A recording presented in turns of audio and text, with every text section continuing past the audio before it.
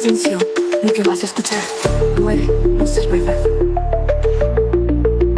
No te creas nada, la verdad está en juego. Bulos y mentiras caen fuego tras fuego. Redes que confunden, rumores que atrapan. Aquí desenmascaramos todo lo que pasa. Desmontando muros, la verdad brillará.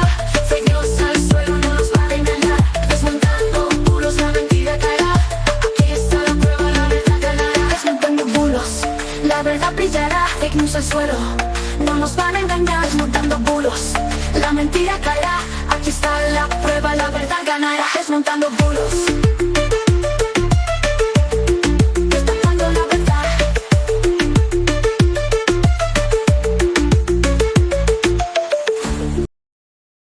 Muy buenas noches y bienvenidos. Hoy es miércoles 8 de octubre de 2025, son las 9:01, las 8:01 en las Islas Canarias, y esto es Desmontando Bulos. Yo soy Lorenzo Sastre y me acompaña como siempre Sara Martínez. Muy buenas noches, Sara.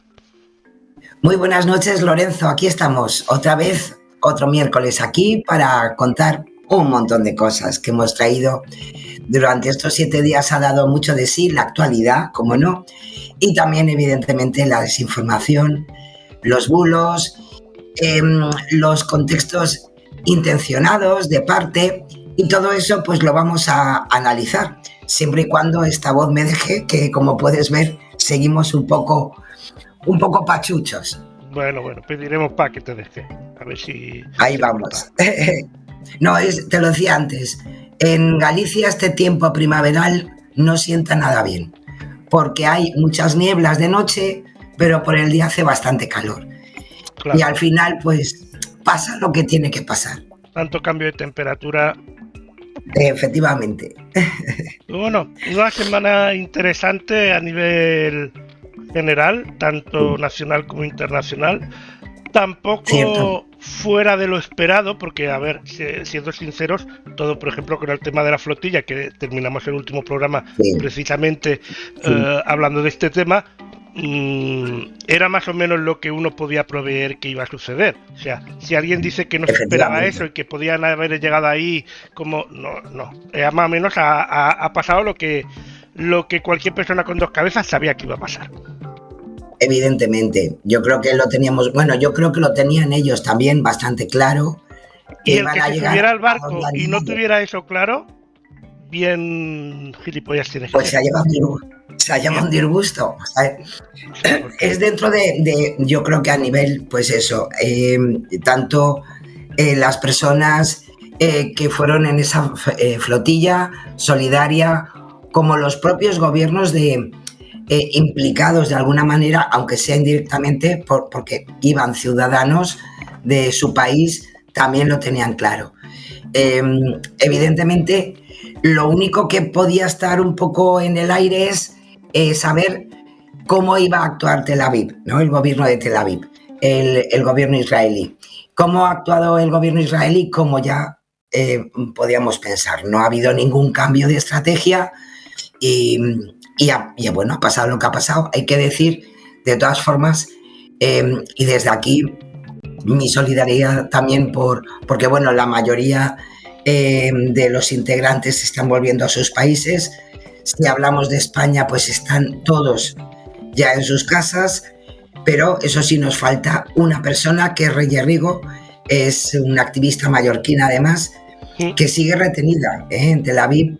Y yo creo que es ya el momento de que esta integrante de la flotilla también pueda regresar a su casa. Bueno, parece ser que esta persona, al menos lo que dicen algunas informaciones, porque claro, esto también es un poco complicado saber quién dice la verdad y quién no, si no estás ahí. Pues parece ser que mordió a un guardia en una pelea o en alguna circunstancia, pues se reaccionó un poco mal, entonces, bueno, también en parte es normal que la tengan más tiempo retenida si ha sucedido algún incidente que los demás, pero claro, ya veremos cómo termina el tema. Bueno, yo espero de todas formas que la diplomacia de nuestro país esté ahí funcionando, y yo la última noticia que he podido ver es que por el momento el gobierno o la administración israelí ha dicho que le quedan por lo menos 3 días más para seguir retenida. Y bueno, lo más importante es que, en fin, que pasen, si pueden ser 2 días, mejor que 3, pero esta persona tiene también sus derechos y en tal caso pues ya la juzgaremos nosotros en España por esa mordida a la funcionaria en cuestión. Eso es lo que normalmente se hace a nivel de las jurisdicciones judiciales, ¿no?, internacionales. Claro. Eso es lo que deberían hacer. Bueno, pues ya veremos a ver cómo va esto. Lo que está claro es que precisamente el tema de la flotilla estaba hecho y pensado precisamente para que pasase lo que ha pasado, más o menos. Se han tomado un poquito más de tiempo de lo que pensábamos en llegar, me refiero, porque se esperaba un poquito antes, pero bueno, que más o menos ha estado ahí sobre lo que había la mayoría de apuestas, vamos. Y cierto. Bueno, y el resto de temas políticos, pues la misma mierda de siempre. No sé si y ojo, y tenemos ese acuerdo de paz, que de esta Trump sí que va a pedir que le den el premio Nobel. A ver, bueno, primero que lo consiga de verdad, después ya que lo pida. Porque a ver si se va a subir ahora muy rápido y bueno, después cierto. Se le tuercen las cosas al último momento y no le salen tan bien a Trump, pero al menos lo que ha pasado. Pues sí, pero bueno, el acuerdo ahí está, el acuerdo de paz, que de entrada Israel ha dicho que sí, yo tengo mis dudas, pero bueno, ha dicho que sí, y Hamas pues está ahí que pueden empezar a hablar, ¿no? Hay cosas de ese acuerdo que evidentemente yo creo que no van a ir a ningún sitio por las condiciones que hay actualmente, pero bueno, todo lo que sea hablar siempre es mucho mejor que todo lo demás, ¿no? Sí. Y bueno, y hay que recordar también que ayer se cumplieron desgraciadamente 2 años del atentado terrorista de Hamas que bueno, que dejó 2.000 víctimas, que no es poca cosa, 2.000 víctimas israelíes en aquel concierto y que desencadenó pues toda la situación que se está viviendo ahora. Así es. Así que, bueno. Que ojo, la situación que se está viviendo en Gaza, desgraciadamente, ya lleva muchos años viviéndose, pero que evidentemente ha sido el elemento que ha llevado a la monstruosidad que estamos viviendo en este momento. Así que la situación está así y veremos cuántas semanas seguiremos, Lorenzo, desgraciadamente, hablando de todo esto, ¿no? Esperemos que sea la menos posible. Desde luego, la verdad que sí. Y para no darle mucha caña a tu voz, porque si no nos ponemos aquí tú y yo a hablar y después ya sabes, vamos a ir a los datos. A ver qué tal. Yo solamente acordarme antes de pasar a eso, recordar que mañana es día 9 de octubre, es el Día de la Comunitat Valenciana, que me da mucha pena que todos los actos que empiezan además o deberían empezar esta noche para el Día de su Comunidad Autónoma pues han sido suspendidos por esa dana que amenaza no solamente Valencia, sino Alicante, la parte más norte de Murcia, esa dana lis, ¿no? Pues bueno, que están en alerta naranja y que desgraciadamente yo entiendo que en este momento en Valencia hablar de dana es hablar de sufrimiento. Pero bueno, más vale prevenir, por favor. Así sí, que además dentro de poco hará un año de la dana de 2024 y bueno, todavía hay sitios donde no se han acabado de recuperar, así que más vale andar con cuidado. Y ahora sí, nos vamos a los datos. Sí. Nos vamos de verdad que pido disculpas por la voz, pero no le puedo hacer otra cosa. Pero bueno, nos vamos a los datos de esta semana, que os he traído además un tema que se habla muchísimo, porque primero tiene que ver con la vivienda, que es ese problema que se tiene en este país, ya que es estructural la vivienda, pero si además le unimos la vivienda turística, pues todavía pone los pelos de un poco más de punta, ¿no? Bien, pues vamos a los datos. ¿Cuáles son los datos que hoy por hoy desde el Instituto Nacional de Estadística podemos decir que están ahí, ¿no? Bueno, pues el número de viviendas turísticas en España desde agosto de hace 2 años y que se anuncian en sus plataformas digitales es de 306.974, con un total de 1.562.751 plazas. Si lo ponemos en un poco en comparativa, en verdad el número de viviendas turísticas, ojo, oficiales, se ha reducido en un 4,5%. Oficiales. Ahí estamos con el grave problema que posiblemente tenemos en nuestro país. Que desgraciadamente la vivienda turística, esa reducción que parece que se da, es porque al final se va a cifras donde se especula más que otra cosa. Del global de todas esas de esos datos, si nos vamos a los municipios, como podemos imaginar, Madrid y Barcelona son los municipios con un mayor número de viviendas turísticas. Ambas ciudades, tanto Madrid como Barcelona, pues concentran el 9% del total. Después vendrían otras ciudades como Marbella, Valencia, Málaga y Sevilla, ¿no? Por ejemplo. Si nos vamos al ámbito de la comunidad autónoma como tal, los mayores porcentajes de vivienda turística sobre el total se dan en Baleares con un 5%, Canarias con un 3,8%. Y los menores están en Extremadura, que sería un 0,2%, o Castilla-La Mancha, Navarra o Castilla-León con un 0,3%. O sea que vemos la diferencia, evidentemente vemos los flujos turísticos en estos datos, ¿no? Y lo peor de todo es que va en crecimiento respecto a esas zonas. Si nos vamos además por el porcentaje, que sería ya la última gráfica, de vivienda turística en cada provincia, actualmente, como podéis ver, el subidón lo tiene Baleares, Las Palmas, donde además sigue subiendo de un año para otro. Baleares yo creo es que ya no sube más porque yo creo que ya no hay más vivienda. Y eso hay que tener en cuenta que los datos son de 2021, o sea que todavía han pasado 4 años más. O sea que imagínate, ¿no? Y luego pues tenemos situaciones, por ejemplo, en La Coruña o en Valencia, que sí que ha habido exponencialmente una mayor subida, aunque como podéis ver la diferencia es bastante importante, ¿no? Con las ciudades donde el porcentaje es bastante mayor, ¿no? Me llama mucho la atención, por ejemplo, Tarragona, que ha tenido se ha puesto ahí en las 10 primeras, ¿no?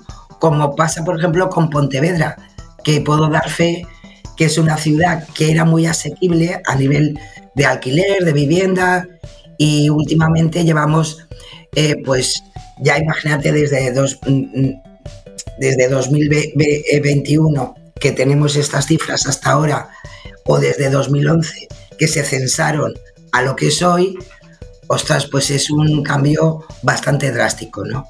Así que creo que evidentemente es un tema que hay que tratar y que las ciudades tienen que espabilar en la gestión, porque al final el turismo se come en la vida cotidiana de las ciudades. Bueno, y de hablar de turismo, ahora creo que nos vamos a hablar de otra cosa que parece que mucho que pasó, pero no hace tanto. Y que parece además ahora nadie habla de él, ¿verdad? No, ya nadie. A mí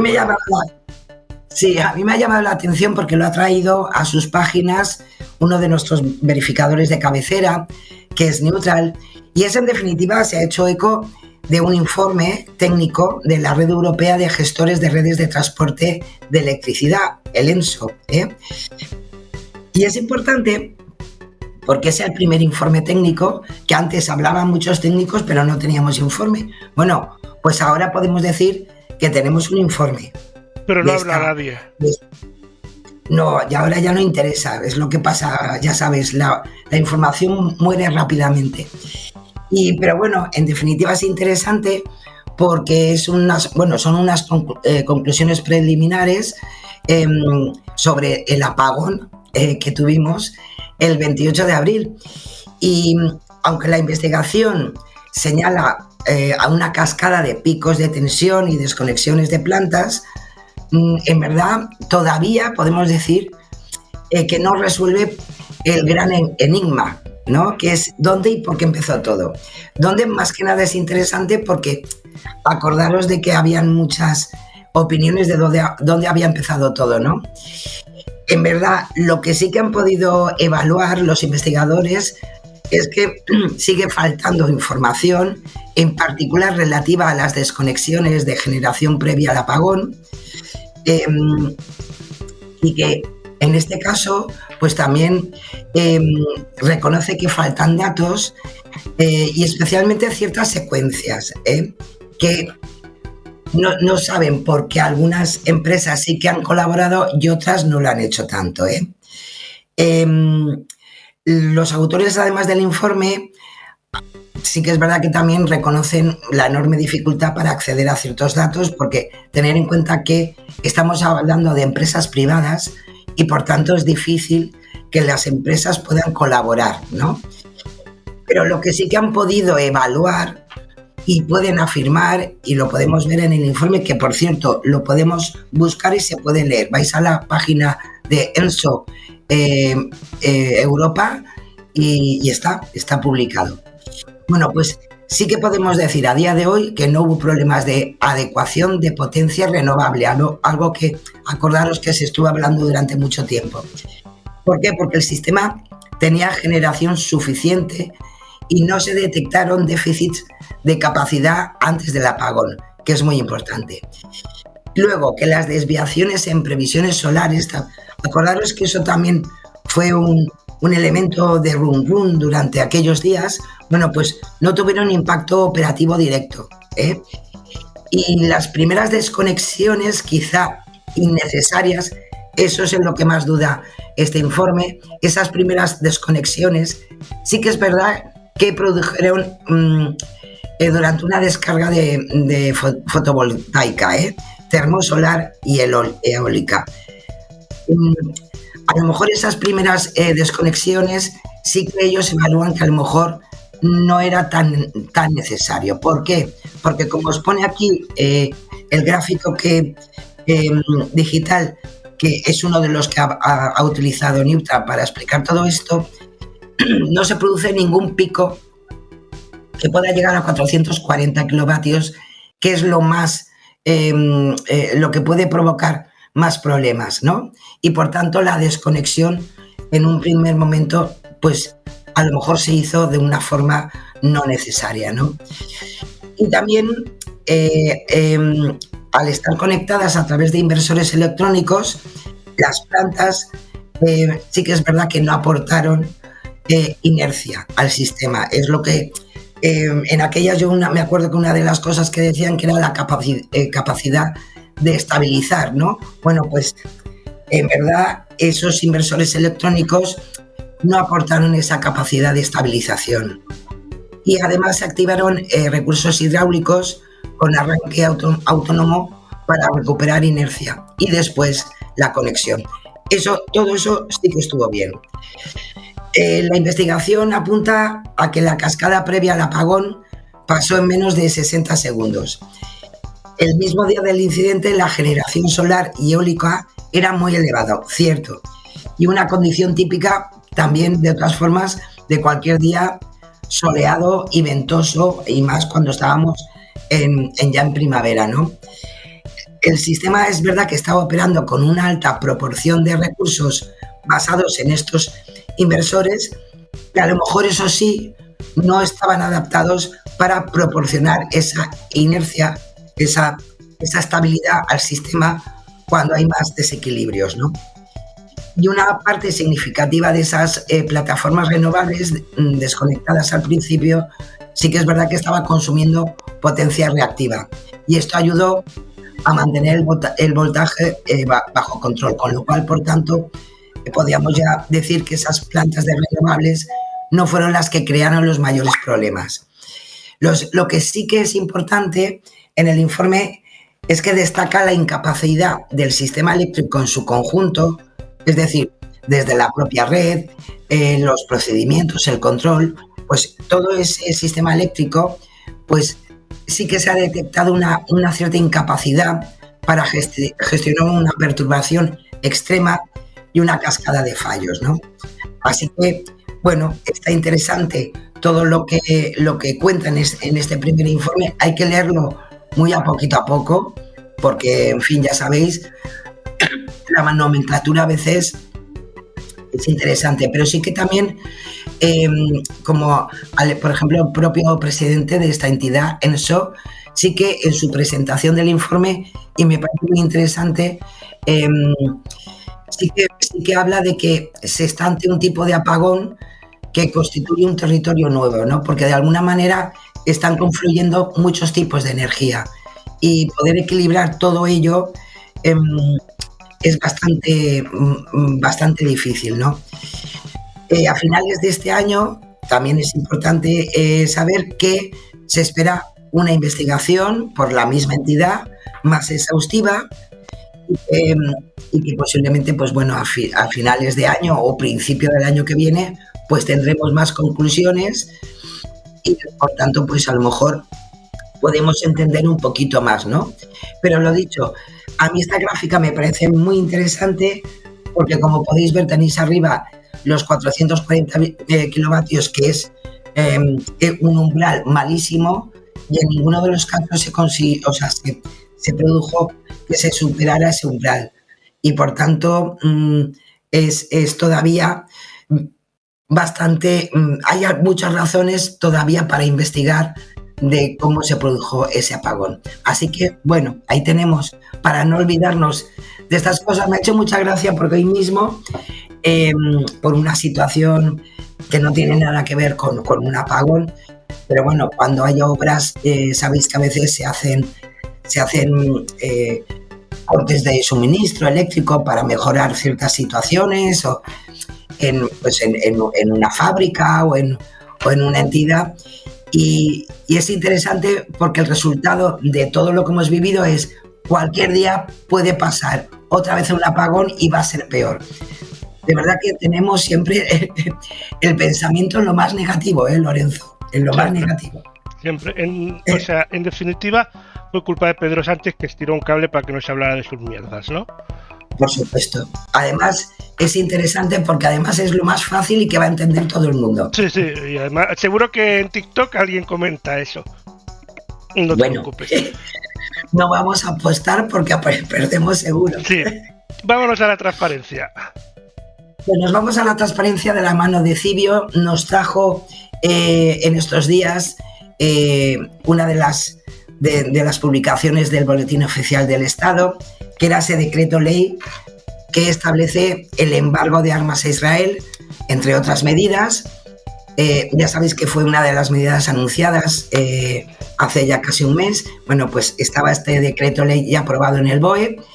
La norma implica la prohibición de la compra y venta de armamento y cualquier otro tipo de material de defensa o de doble uso, además de las denegaciones de tránsito de materiales, ¿no?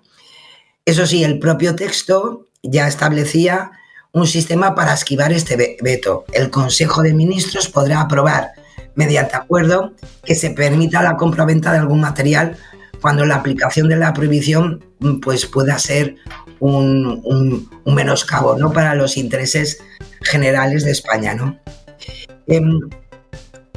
Además, y es importante, el decreto ley prohíbe el tránsito de combustible hacia Israel para fines militares e incluye otras medidas que, aunque no habían sido anunciadas por Pedro Sánchez en su momento, pues sí que se han incluido, como el veto a la importación de cualquier producto que venga de los asentamientos ilegales en territorio palestino ocupado por Israel, y también la publicidad de esos productos o servicios que se ofrezcan en esas zonas. Es algo que, aunque no se había anunciado, sí que lo incluye. Así que, bueno, el decreto ley, pues hombre, también recoge, y es importante, que va a marcar comparecencias trimestrales del gobierno en el Congreso para informar sobre el embargo y para dar explicaciones sobre las posibles excepciones aprobadas. Eso también lo recoge el decreto ley.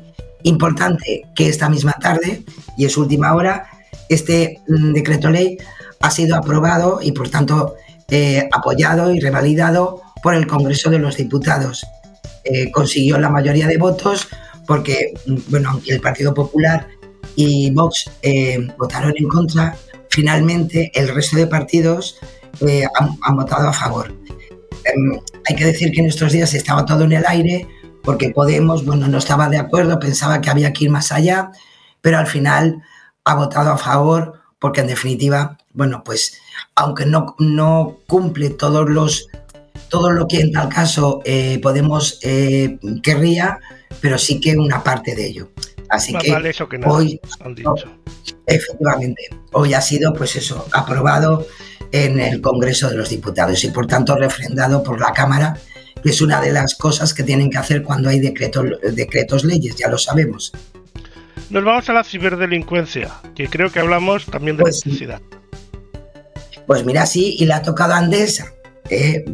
Es una campaña de malware con un troyano que además ha sido identificado por INCIBE, le llaman Metamorfo o Usaban, ya tienen nombres y todo. Las danas tienen nombres, los troyanos también.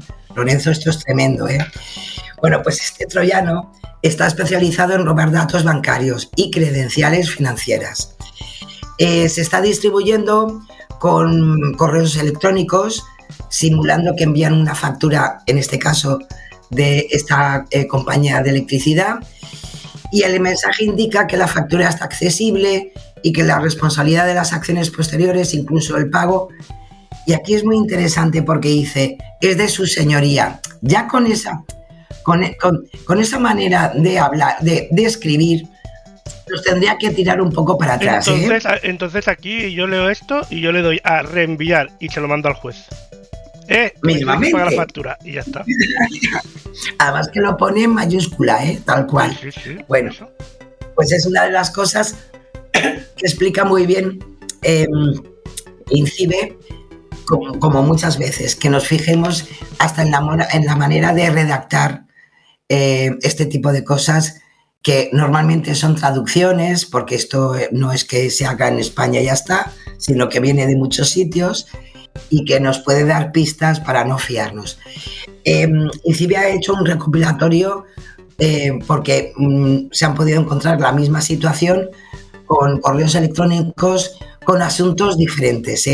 Puede ser desde factura atrasada, pague su factura en línea, débito abierto, factura vencida, acceda para generar no generar, intereses, no ignore este aviso sobre su factura. Son muy creativos, Y eso sí, como último elemento, pues es importante, porque si nos fijamos en el remitente del correo, pues una vez más, si vemos el dominio, pues no corresponde con el dominio oficial de Endesa, con lo cual ya es la última prueba del algodón para decir, me la quieren colar. Y sí, en este caso nos quieren colar un troyano llamado Metamorfo. ¿Por qué? Porque al final esa posible o esa supuesta factura pues es un archivo comprimido zip, y al descomprimir pues ejecuta un archivo que es el que contiene el malware. Así que, además interesante, Lorenzo, sí. Cuando descargas el archivo, el enlace te redirige a la sede oficial de la agencia tributaria, con lo cual 2 por 1 pagar la factura de la electricidad y ya está. ¿Qué más quieres? Cuando estaba viendo esto digo, ¡ay, Jesús, qué miedo! Vámonos con la Policía Nacional. Sí. Pues sí, porque hoy, en esta semana, pues nos han querido explicar un poco el término de catfish. El catfishing es el acto de engañar a personas creando una identidad falsa en línea para establecer, pues, desde relaciones de amistad, amor, pero generalmente con fines maliciosos y especialmente de fraude. Bueno, pues también tiene su nombre, el catfish. Y en esta semana en sus campañas de promoción en redes sociales nos han querido dar estos consejos.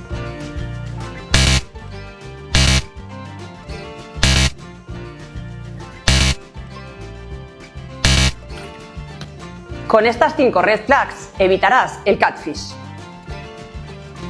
Pues añadir a esto que hay una serie de programas de MTV que ya tiene bastantes años, pero todavía se estrenan capítulos, que se puede ver en la plataforma Pluto TV en un canal específico que se llama Catfish.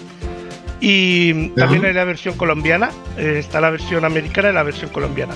Y tiene capítulos muy interesantes sobre este tema y puedes descubrir pues muchos engaños. Es muy interesante.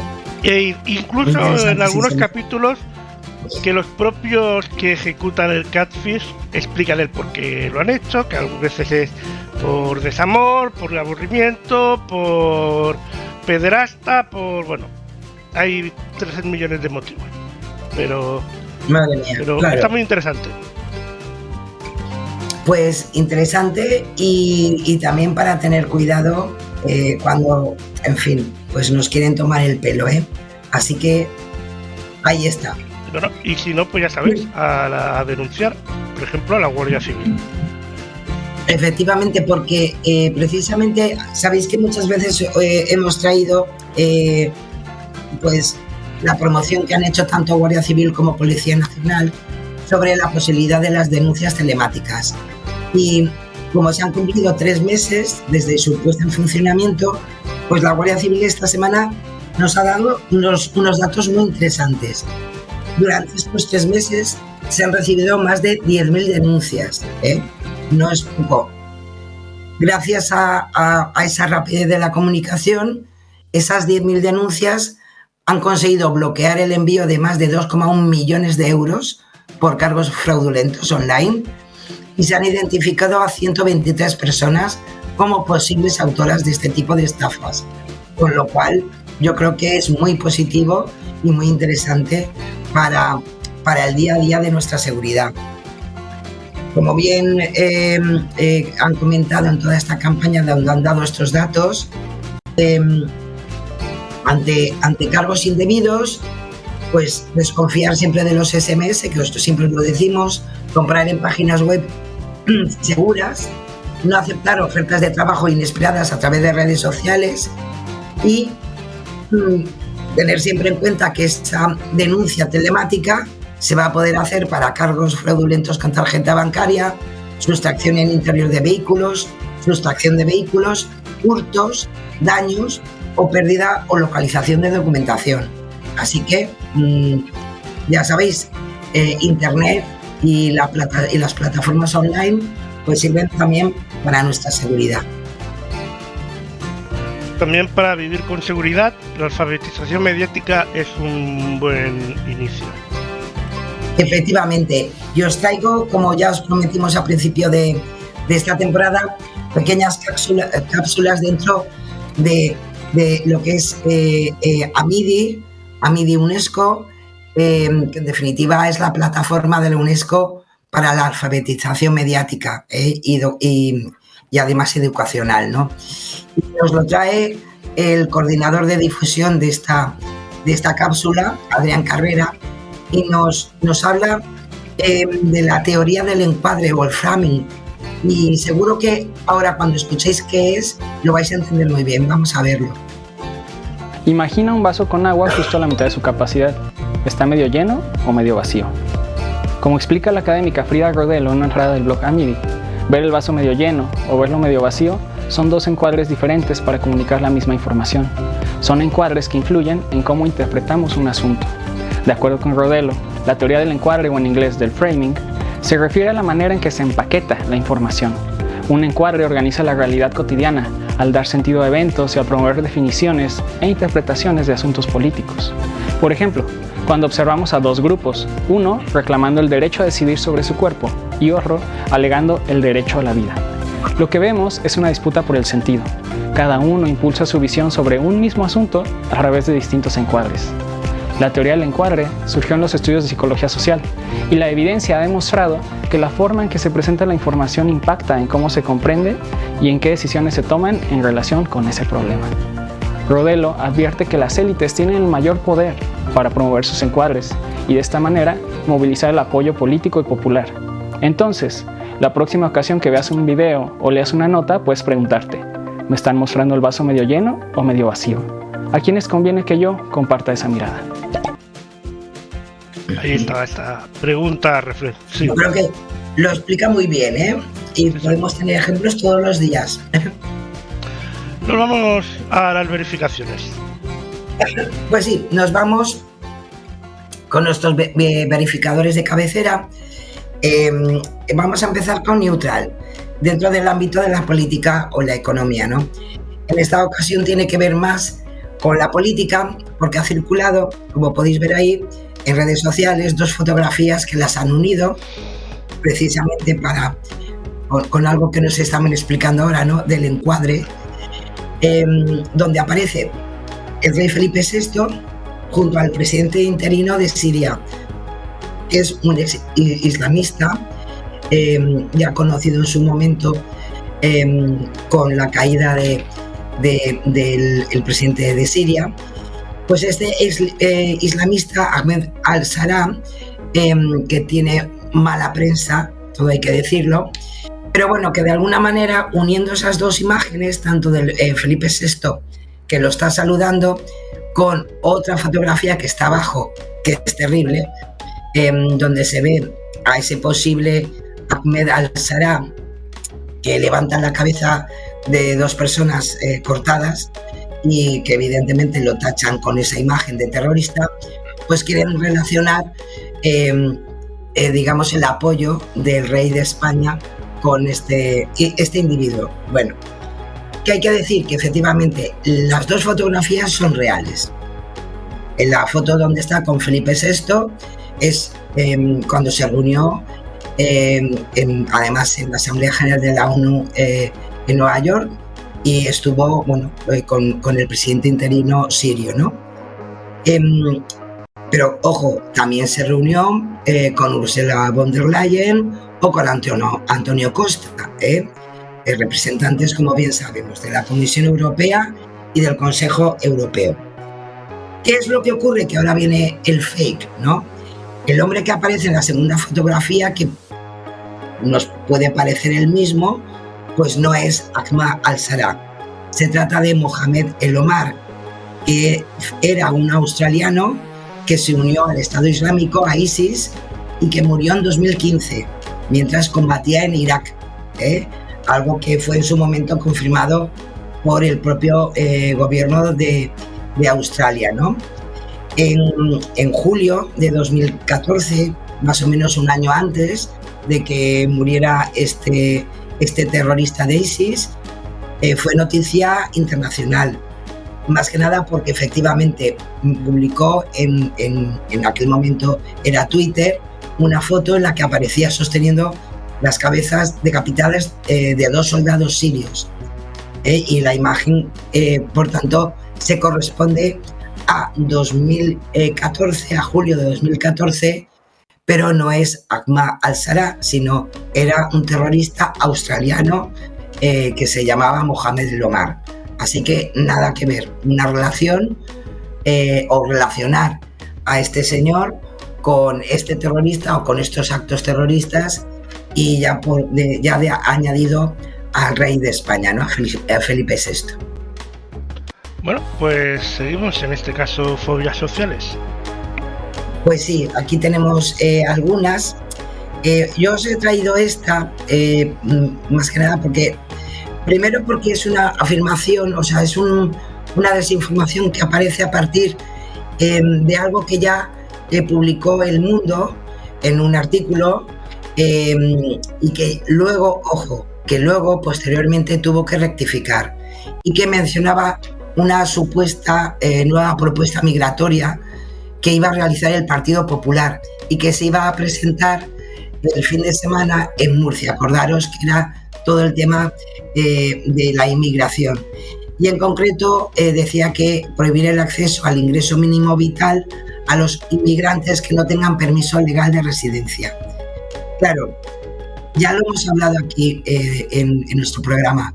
Esta prestación ya excluye a las personas migrantes en situación irregular, ya que exige residencia legal y efectiva en España desde al menos un año antes de solicitarla. Posteriormente, el mundo tuvo que rectificar este artículo, cambiando la mención a los inmigrantes que no tengan permiso legal de residencia por inmigrantes que no tengan permiso legal de residencia de larga duración, es decir, que lleven menos de 5 años en España. Ante esto también hay que decir que sobre el Partido Popular, en verdad el problema está que en la propia propuesta, en esa limitación del ingreso mínimo vital, el documento que resume los puntos que un poco pues querían proponer y aprobar y comprometerse, pues establece que su cobro debe ligarse a la búsqueda activa de empleo, sin especificar tampoco cambios en el permiso de residencia requerido. También es verdad que esa propuesta como tal, ligarlo a la búsqueda activa de empleo, es algo que también se hace no solamente para los inmigrantes, sino también para los nacionales. Tú, cuando puedes recibir ese ingreso mínimo vital, te tienes que comprometer a esa búsqueda de empleo, ¿eh? Así que, en fin, desgraciadamente, a pesar de que el mundo rectificó, pues desgraciadamente, pues eso se ha movido por redes sociales, nuevamente desinformando sobre lo que ocurre actualmente con la legislación actual y con la inmigración.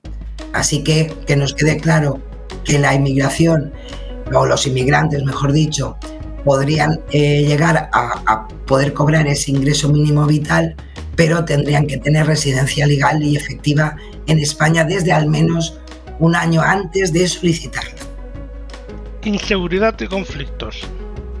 Bueno, aquí os he traído varios porque tiene que ver, como no, con la flotilla, con la Global Summit Flotilla. Sabíamos, ya lo decíamos en la otra semana, Lorenzo, que íbamos a tener, bueno, ya habíamos tenido durante el transcurso del viaje algunos vuelos, y con todo esto pues mucho más, ¿no?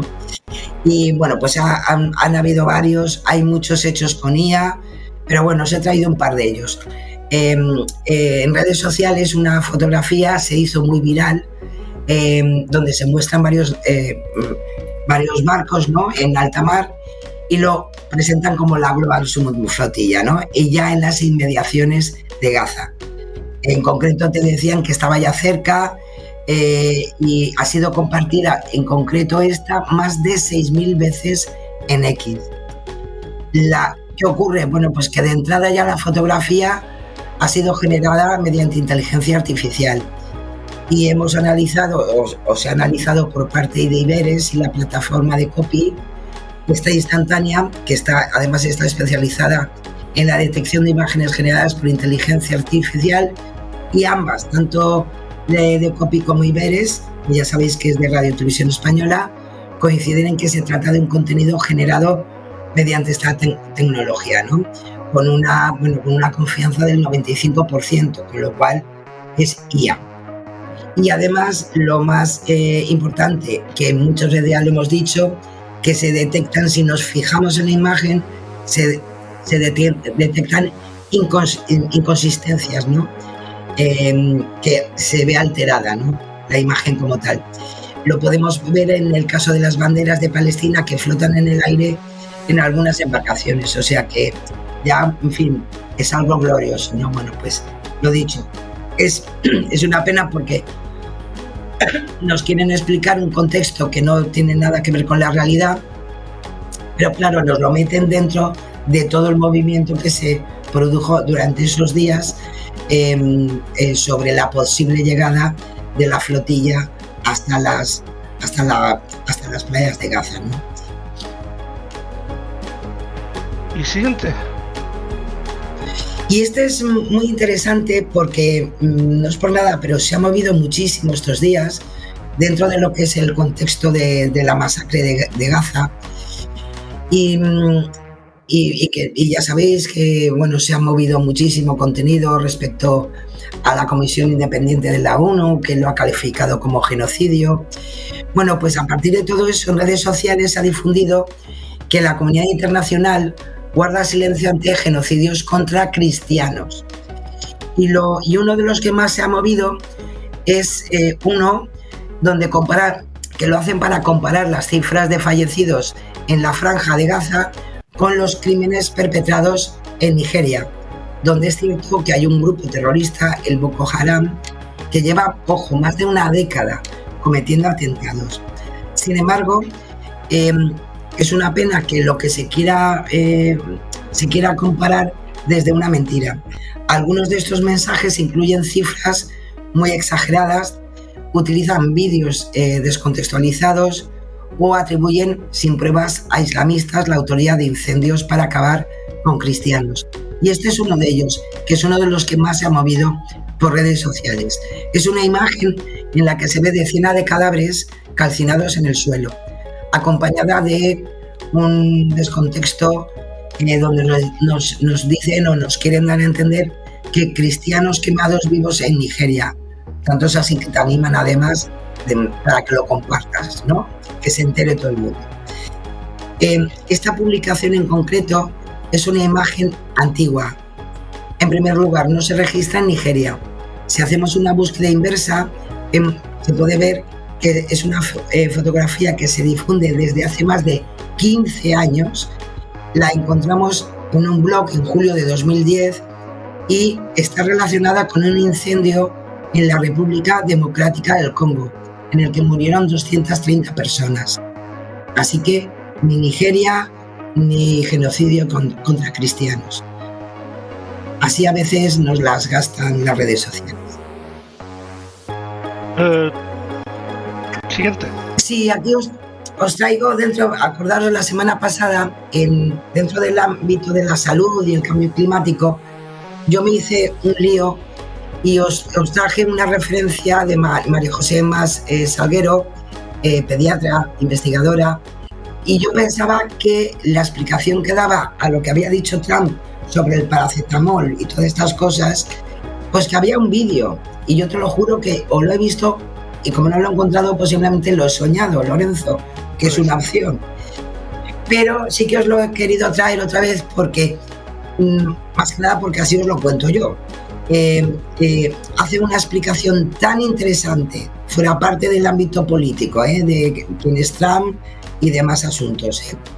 Da una explicación tan clara, donde te explica también, donde varios estudios no han podido encontrar en ningún momento que el uso prenatal de paracetamol pueda llevar a un mayor riesgo de autismo, que me parece interesantísimo.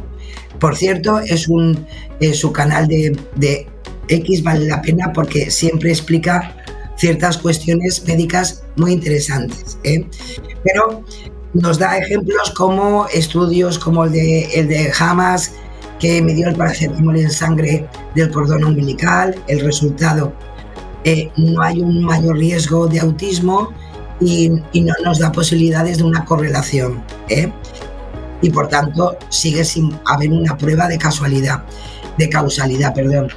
También otro de 2024 comparó hermanos expuestos y no expuestos al paracetamol en el embarazo, y no hubo diferencias significativas. Como bien dice María José Mas Salguero, la asociación desaparece al diseñar mejor los estudios y controlar las variables. Entonces, como bien explica ella, ¿es el paracetamol o es algo más, no? Pues, como bien comenta, el dolor, la fiebre o las infecciones que llevan a usar ese paracetamol podrían ser los verdaderos factores de riesgo, que es lo que en algunas ocasiones utilizan algunos populistas de la investigación y de la medicina para hacer estas relaciones tan extrañas. Por tanto, no hay una evidencia suficiente para decir que el paracetamol cause autismo. A lo mejor lo que sí que ocurre es que lo que necesita, o las enfermedades que pueden necesitar ese paracetamol, esas enfermedades sí que pueden producir algunos problemas, claro. manipulación mediática. Aquí volvemos otra vez a algo muy interesante. Ha circulado muchísimo estos días. Donald Trump esta semana no ha sido muy locuaz, pero sí que gracias a él pues se han hecho algunas cosas, y una de ellas es un vídeo de una supuesta detención de una mujer mayor en Estados Unidos por ofender al presidente Donald Trump, y se ha movido por redes sociales de una forma interesantísima. ¿Qué es lo que ocurre?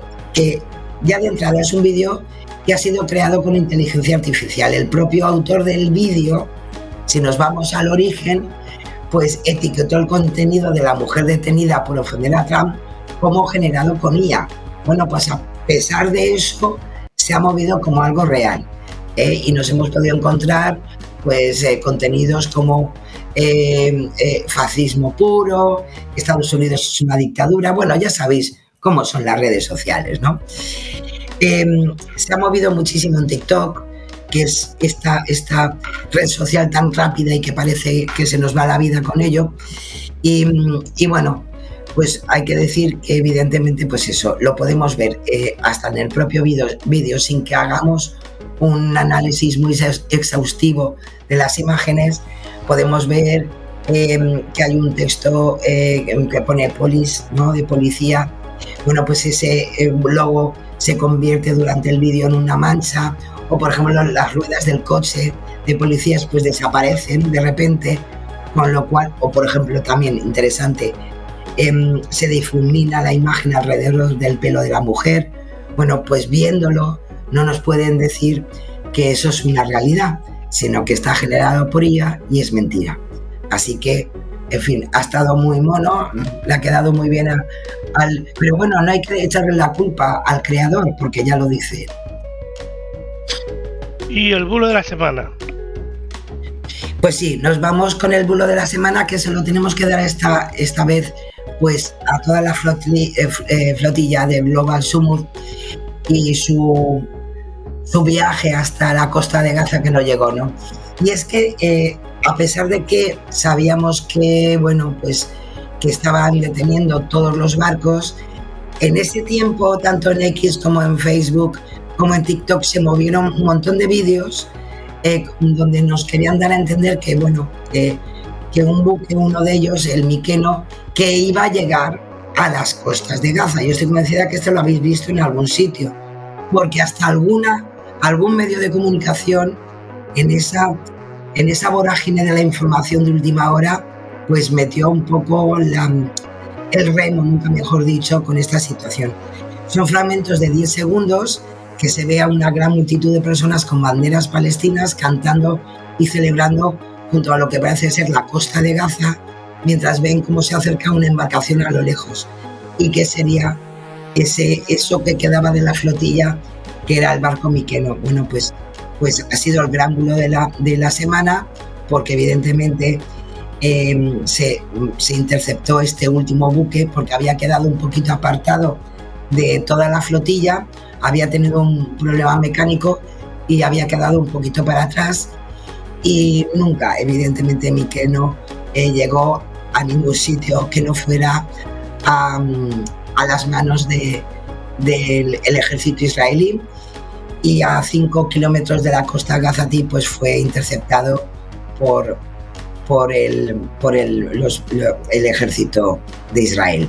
Así que, a pesar de que no estuvieron ahí en vilo y bueno, ya habían alegrías por ahí, pues finalmente Mykonos, no me quiero reír porque no tiene ninguna gracia, pero fue interceptado también. O sea que me hizo gracia, porque habían algunos hasta que nos seguían con como si fuera un radar, ¿no? Y nos ponían los puntitos donde iba llegando, pero no fue verdad. Es lo que hay. Nos vamos al fact check con Juan Manuel Moreno. Ay, Juan Manuel Moreno, qué semana lleva el pobre hombre, ¿eh? En fin, es lo que hay. La gestión, cuando se gestiona bien, estupendo, pero si se gestiona mal, fatal. Bueno, pues no tiene nada que ver con el conflicto que tiene en este momento el presidente de la Junta de Andalucía. Nos vamos a referir también a unas declaraciones que ya hizo el 25 de septiembre en el Parlamento andaluz y que dijo que la lista de espera en cáncer no hay, porque hay una obligación que son 30 días. Mira lo que se le ocurrió a este señor decir en el Parlamento con la que está cayendo a día 8 de octubre. Bueno, esas declaraciones, esa afirmación de que la lista de espera en cáncer no hay, era una respuesta a la socialista María Márquez, quien aseguró que en Andalucía ha aumentado la lista de espera para personas que tienen cáncer un 48%. El presidente andaluz quiso hacer referencia a las listas de espera para realizar procedimientos de diagnóstico, es decir, pruebas para determinar si se padece cáncer. Porque, como bien dijo, en ese momento, estamos hablando del 25 de agosto, la normativa andaluza establece para ello un máximo de 30 días. Bueno, pues, sin embargo, podemos decir que no se puede comprobar si se cumplen esos 30 días. La propia Consejería de Salud y Consumo del Gobierno andaluz ya explicó a Neutral que esos datos no se publican, ni a nivel autonómico ni nacional. ¿Qué ocurre con las cifras? Que sí que están disponibles en el sitio web, las podemos encontrar en el Servicio Andaluz de Salud, y que muestran que hay 852 pacientes esperando a ser atendidos por un oncólogo y 553 ya diagnosticados a ser tratados con radioterapia. Por tanto, la afirmación de Juanma Moreno, es engañosa. Además, aunque el presidente andaluz menciona el plazo de máxima atención fijado por ley para justificar que no hay listas de espera, esto no se cumple. Si nos vamos al contexto de los pacientes en espera para ambas especialidades, para lo que os decía de la primera visita al oncólogo o la primera o el primer tratamiento de oncología radioterápica, pues también hay grandes diferencias. Para ambas especialidades, 69 incumplen el plazo máximo establecido para este aspecto. Y si a esto le añadimos pues lo que ha ocurrido esta última semana, donde hace nada, unos días, pues ha admitido que hay unas 2.000 personas, en este caso mujeres, que han sufrido retraso en el diagnóstico de cáncer de mama de hasta 2 años, pues la verdad que yo, para mí, que sí que es verdad que Neutral ya pidió por escrito al Departamento de Comunicación de la Junta que le pudieran dar datos de dónde había sacado esos datos el presidente del gobierno andaluz, pero como podéis imaginar, pues no han respondido. Así que muy engañoso y, desgraciadamente, con los últimos datos, bastante falso. Yolanda Díaz Sumar.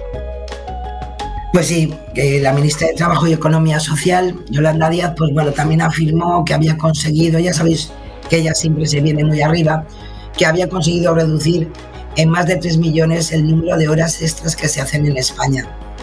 Claro, en concreto dijo, cuando llegué al Ministerio de Trabajo se hacían 6 millones de horas extraordinarias a la semana y las hemos reducido a 2,8. Eso fue lo que aseguró, ¿no?, la vicepresidenta. ¿Qué es lo que podemos decir? Cuando Díaz llegó al ministerio, que eso era en el primer trimestre de 2020, se hacían 6,7 millones de horas extras a la semana. Pero ahora se hacen, según el Instituto Nacional de Estadística, 7 millones. Es decir, todo lo contrario, no han bajado, han subido. ¿Qué es lo que sí que se ha reducido? Es el número de horas extras no pagadas. Ahora se hacen 300.000 menos cada semana, según también los datos que nos da las estadísticas del INE, ¿no? Se ha pasado de registrar 3,1 millones en el primer trimestre a 2,8 millones en el segundo de este año 2025. O sea que el problema, sí, se han reducido se han reducido las pagadas, pero las horas extras no pagadas siguen subiendo, con lo cual tampoco arreglamos mucho las cosas, Lorenzo. Así que la afirmación que hace la vicepresidenta es bastante engañoso, porque sí, oficialmente lo que no se paga no cotiza y claro que bajan, pero las horas extras, según los datos del INE, siguen subiendo. Pedro Sánchez. Pedro Sánchez también tiene que estar aquí. Y es que en definitiva, ya sabéis, es que se viene muy arriba, yo lo comprendo, pero bueno, fue además en una entrevista que le hicieron en Londres y dijo que su gobierno, que llegó en 2018, pues que ha sido capaz de reducir un 50% los precios de la electricidad gracias a las renovables. Si bien es cierto que la afirmación del presidente podría basarse en estimaciones sobre el potencial de reducción y mitigación de las renovables, hay que decir que los precios reales del mercado y lo que paga el consumidor final muestra una realidad muy diferente. El precio mayorista ha aumentado desde 2018 y la factura final doméstica se ha reducido en un 3,5%, según Eurostat. Claro, del 3,5 al 50%, Lorenzo, sabemos restar, ¿verdad? Bueno, pues hay una diferencia de más de 40 y pico puntos porcentuales, ¿no? Neutral nos lo explica bastante bien en cuanto precisamente que hemos hablado de las plataformas de red eléctrica. El precio medio diario del mercado eléctrico en España en 2018 era el del 57,29 euros por megavatio, mientras que de lo que va de este año, de 2025, se sitúan en 63,35. Esto es lo que estamos hablando de la producción de electricidad. Sí que es verdad que en el precio medio final de la energía, pues hombre, ha bajado bastante, pero lo dicho, no llega a superar en ningún caso el 3,5%. Es decir, la factura cae, pero sí que es verdad que lo que gasta y lo que se necesita de electricidad en este país pues sigue incrementándose un año tras otro. Así que lo vamos a dejar como engañoso, porque sí que es verdad que ha bajado para el bolsillo nuestro, que no está nada mal, y porque al final, en definitiva, como bien podemos, que es algo que sí que Neutral pudo conseguir por parte del Ministerio para la Transición Ecológica, sí que hay un informe del Banco de España donde sí que nos dice que el incremento de capacidad desde el año 2021 respecto a las renovables pues puede alcanzar en 2025 o 2026 pues una reducción del 50% de la producción de nuestra energía, pero en ningún caso estamos hablando del bolsillo del contribuyente. Así que eso lo vamos a dejar por esta vez como engañoso. Santiago Abascal. Pues el presidente de Vox declaró pues, en una entrevista que le hizo en un canal de YouTube que se llama Bipartidismo Stream, pues dijo que en Brasil ya no hay red social X porque era un elemento de movilización de la oposición. Algo que le dijo cuando el entrevistador de este canal pues le preguntaba si le preocupaba que se empezaran a tomar medidas para intentar acabar con cuentas que se opongan al globalismo y a la Agenda 2030. Bueno, pues esa respuesta de Santiago Abascal, pues claro, hay que verificarla. Es verdad que la red social X fue bloqueada completamente en Brasil el 30 de agosto de 2024. Yo creo que muchos os acordaréis. Fue además una orden del juez del Supremo Tribunal Federal, que es como se llama allí, pero volvió a operar el 9 de octubre de 2024. Es decir, el bloqueo duró poco más de un mes. En el momento que Abascal pues, ha realizado esta afirmación, pues la red social X está disponible en Brasil. El bloqueo, por hacer un poco de contexto, se produjo tras un conflicto entre el propietario de X, Elon Musk, y uno de los jueces de este Tribunal Supremo, Alexandre de Moraes. De Moraes en Brasil es uno de los jueces más combativos contra la desinformación y le llevó, el juez le llevó a solicitar a X el bloqueo de perfiles que incurrieran en esta práctica. Eso Musk en aquel momento lo rechazó, de tomar esas medidas, alegando que suponía un acto de censura, ¿no? Muy propio de Musk, ¿no? A mediados de agosto, Musk cerró las oficinas de X en Brasil y dejó expirar el plazo de 24 horas que le había establecido el juez para nombrar un representante. Por eso, el 30 de agosto de Moraes, el juez ordenó la suspensión de X en Brasil. Pero después de 39 días, X volvió a operar en Brasil. ¿Por qué? Pues porque cumplió las condiciones impuestas por Moraes. Nombró a un representante legal en el país, eliminó determinadas cuentas que difundían desinformación y pagó la multa correspondiente. Es algo que podemos además verlo si buscamos y cliqueamos la información de aquel momento, lo vemos en diferentes medios de comunicación. Así que es mentira que X no esté funcionando en este momento en un país como Brasil. Bueno, pues nos vamos a la reflexión. Pues sí, os traigo un corto muy bonito que habla de recuerdos, de pertenencias, de luz, de resiliencia en lo que somos. Y lo han hecho Suegen Lee, Carisma Francis y Doris Pinjua. Hay una abuelita que viaja atrapada en un reloj defectuoso y no os cuento más porque vale la pena verlo.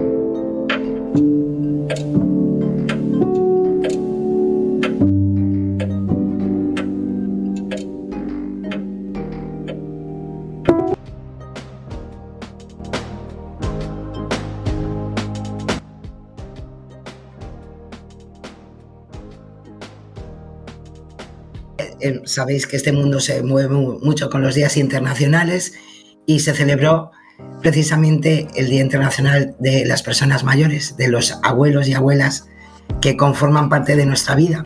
Así que también que sirva de homenaje para ellos. Pues sí.